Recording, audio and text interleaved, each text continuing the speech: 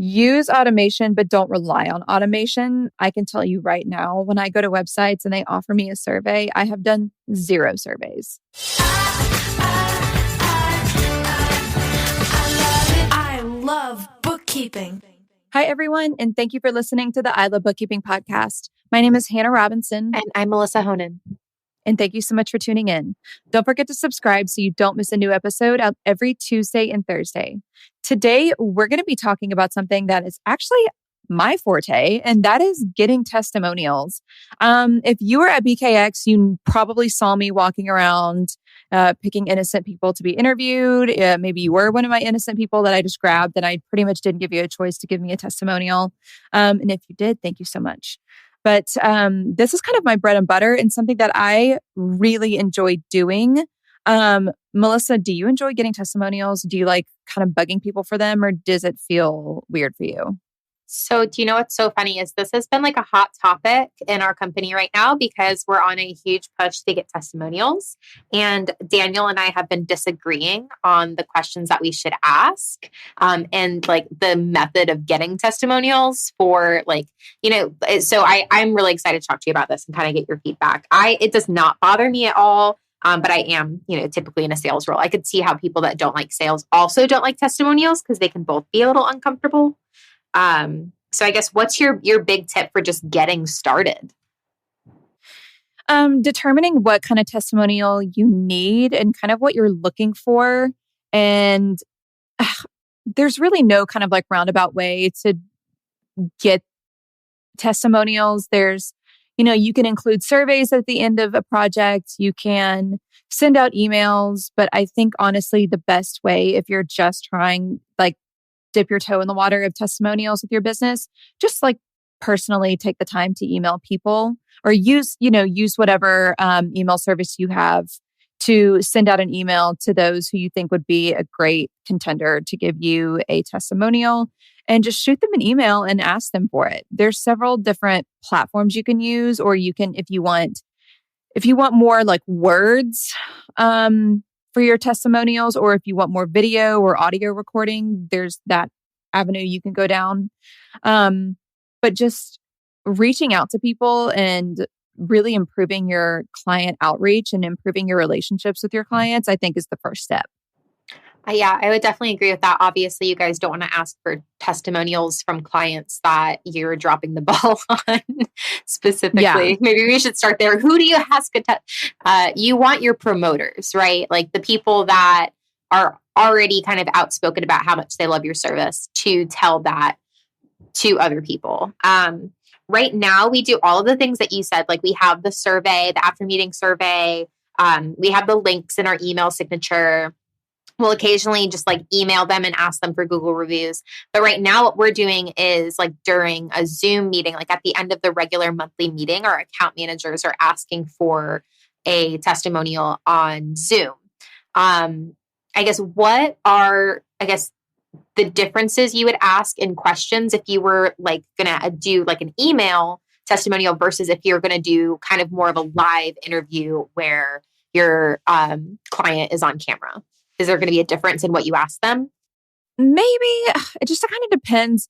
Let's say if you want a client who is really happy to give you a testimonial via email, you would kind of ask them to share their experience and share their story of working with you and how it's improved.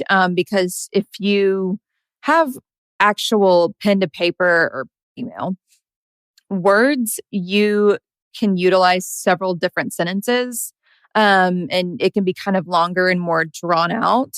Versus, I think when you're on camera, it's a little more specific questions, if that makes sense, because you don't want people to be on camera reading off of a 5-paragraph essay, if that makes sense.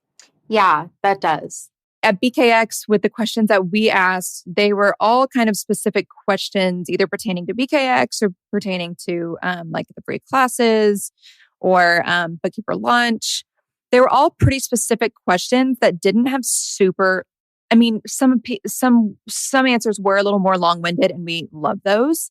But they didn't have to be. It was kind of questions that could be answered in a few sentences. And that's what I would do more so for audio and video versus email or pen to paper marketing or testimonials. Yeah, I have to say, so you interviewed me and it was a lot easier than I thought it was going to be. I think, and it's funny at BKX, I think a lot of people got really stressed out when they saw me coming. They were like, no. I was like, yes, you're coming with me. I'm not giving you a choice. We should have given out freebies, honestly. I feel like at this point, I'm just stalking people to find them to interview. But it's really, if you keep the questions concise and specific about what you're looking for, then it's a lot easier on you because you're finding your answers that you want. And it's a lot easier on your client because they're not having to come up with something long and drawn out that's like perfectly executed. Does that make sense? Yeah, it does. And I'm trying to pull up mine right now. So we can give some like specific examples. And of course, like I can't get logged in, but so essentially what we typically ask, and I'd love to get your feedback on these questions, are just, how did you hear about us?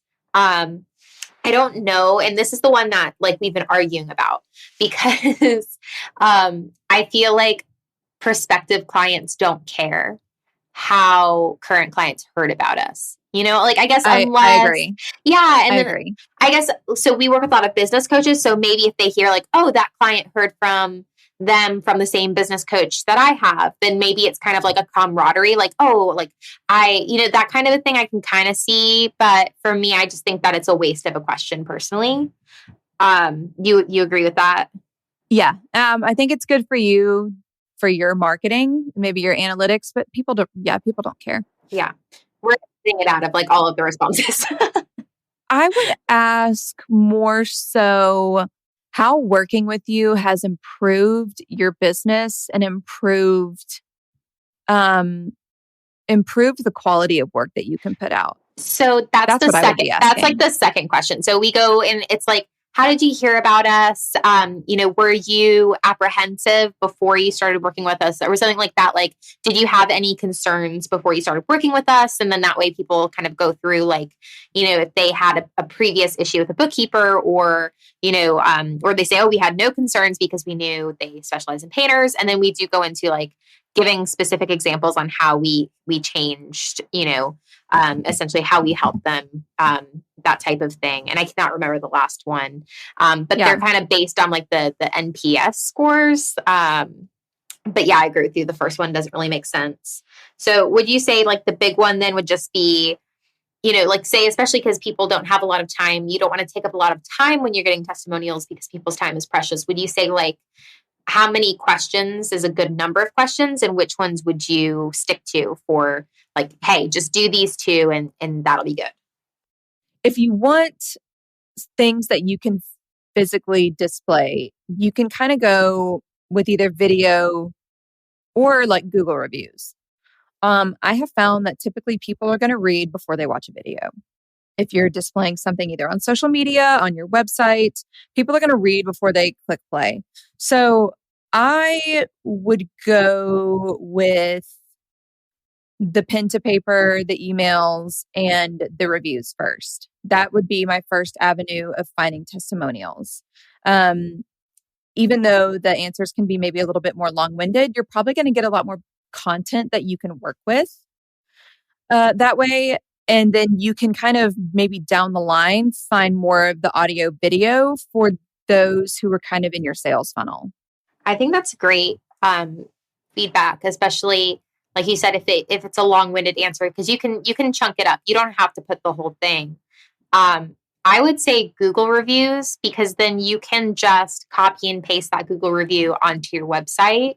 And then that way you also are kind of boosting your SEO as well.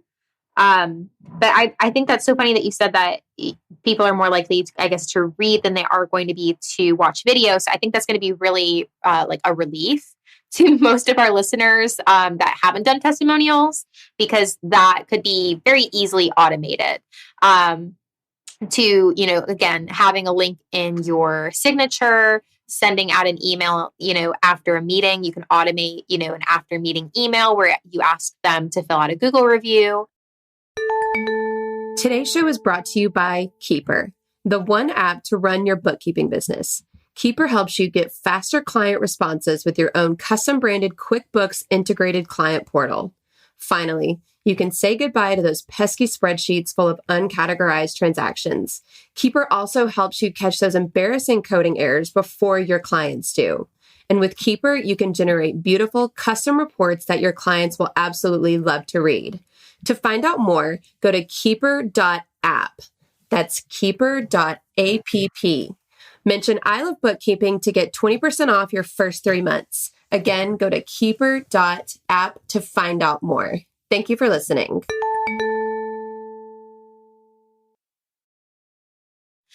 What are some other strategies that you've used to get testimonials? Offering incentives. And that's a nice way of saying bribing people, I guess. So like offering incentives. Like a $10 gift card if you fill out the survey kind of thing? Okay. Yes. Yeah. Give us a Google review by this such and such date and be entered to win a $50 Amazon gift card. Or fill out this Google, or give us a Google review, give us a Yelp review, give us BBB review, whichever. And the more reviews you do, the more entries you have. That kind of thing. Or if you, and maybe instead of a gift card, if that's just like totally not in the budget, you could give them a discount in services. Things like that go a really long way. You would be surprised at what people will do for a $50 gift card. Like, what would you do for a Klondike bar? Yeah. What would you do for a $50 gift card is what I'm saying. They'd at least give you a review.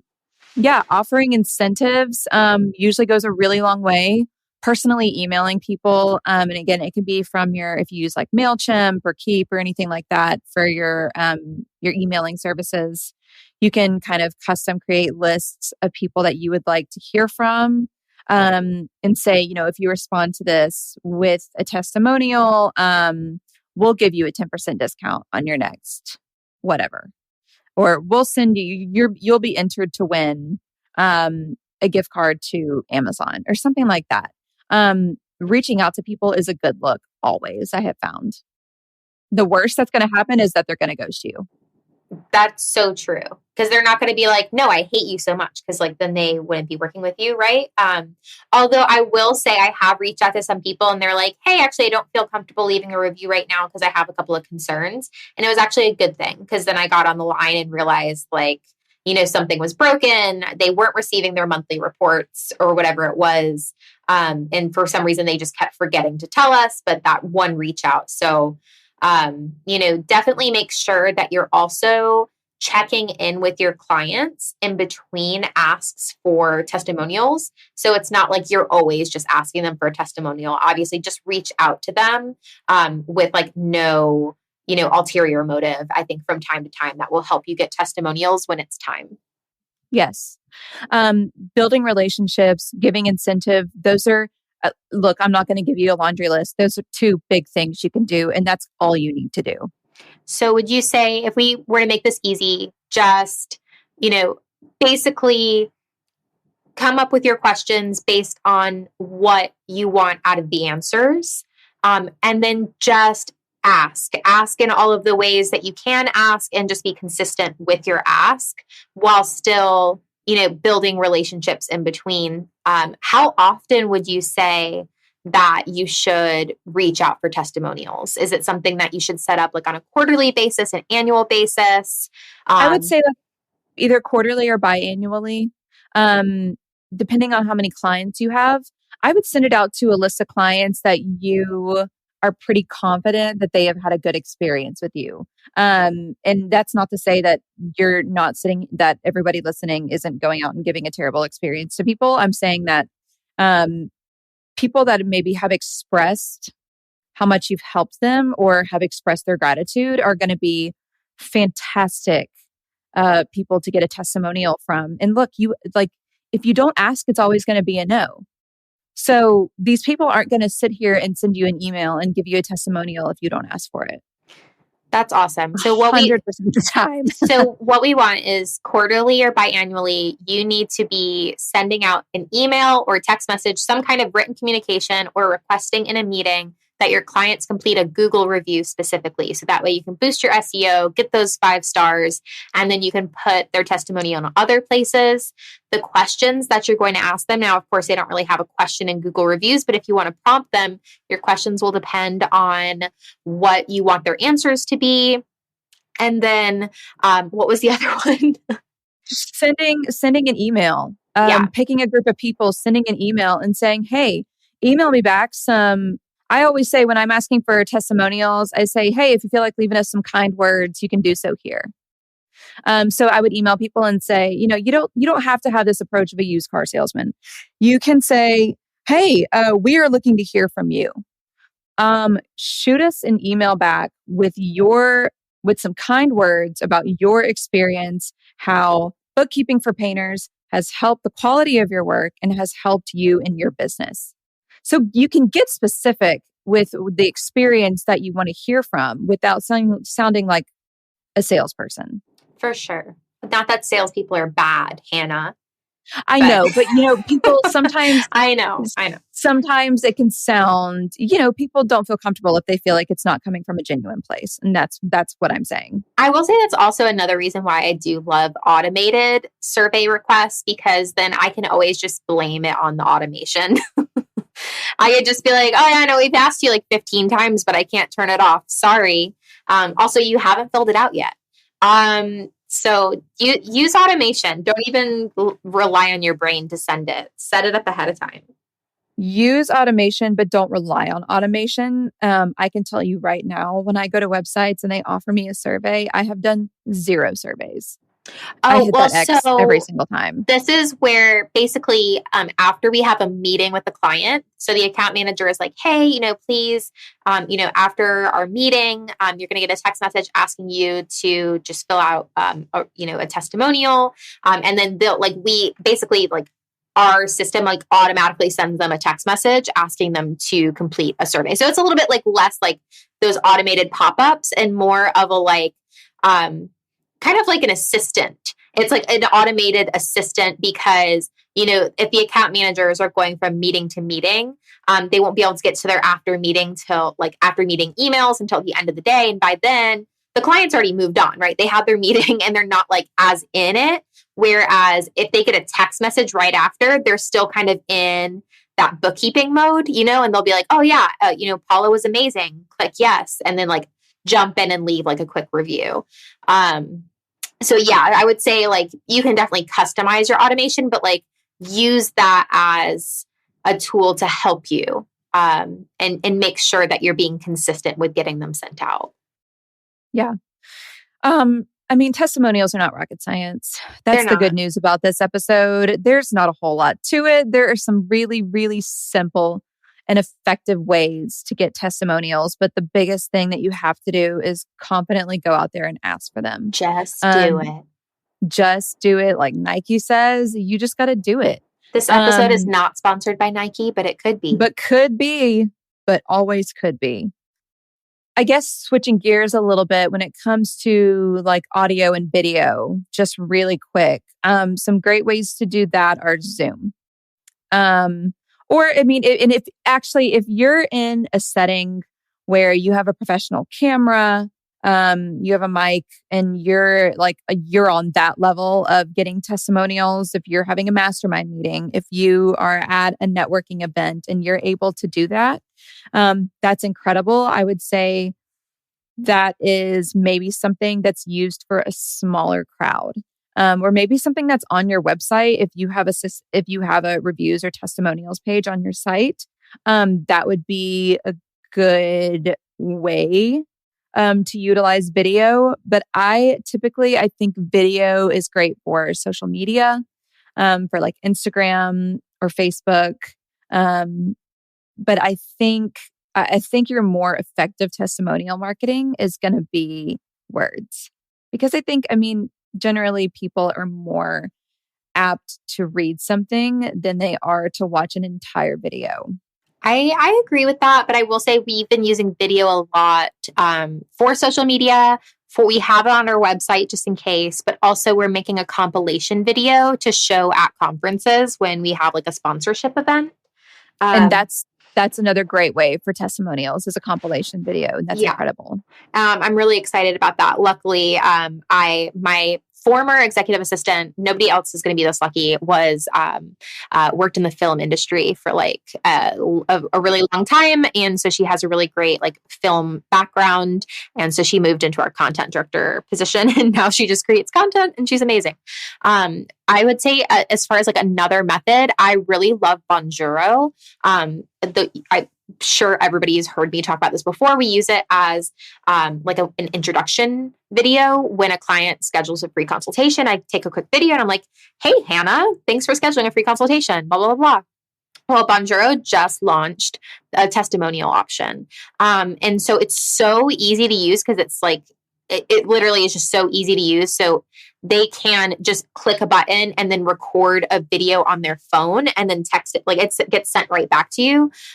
So I would definitely say, if you're looking for the easiest way to get a video, and you're having a hard time, you can't get a client on Zoom because like they just can't get a meeting. You're not going to be in person. This is a really great way to send them a way to send you a video.